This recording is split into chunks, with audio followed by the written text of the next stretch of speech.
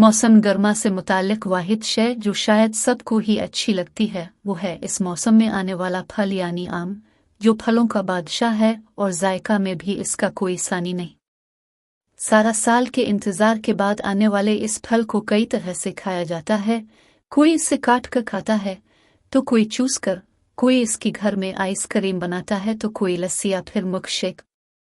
माहिरीन के मुताबिक आम सिर्फ जायका में ही नहीं बल्कि सेहत के लिए भी काफ़ी फ़ायदेमंद है। लेकिन क्या आप ये जानते हैं कि आम को खाने से कुछ देर पहले अगर ठंडे पानी या सादे पानी में भिगो दिया जाए तो इससे क्या होता है? तो चलिए फलों के बादशाह आम को पानी में भिगोकर खाने की इफादियत जानते हैं। आमों को खाने से कम 30 मिनट तक पानी में भिगोना चाहिए। आम को पानी में भिगोकर रखने से इसकी गर्मी कम हो जाती है।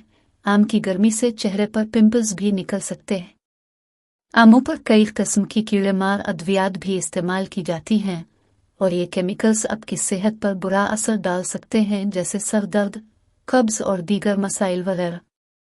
इसके अलावा ये जल्द, आँखों और सांस लेने के मसाइल भी पैदा कर सकते हैं। ताहम आमों को पानी में भिगो कर रखने से इन तमाम केमिकल्स का असर ख़त्म हो जाता है। इसके अलावा आमों के ऊपर लगे जरासीम में इस अमल से ख़त्म हो जाते हैं। आम में कुदरती तौर पर पाया जाने वाला एक मादा फाइटिक एसिड होता है जो कि एक एंटी न्यूट्रेंट समझा जाता है।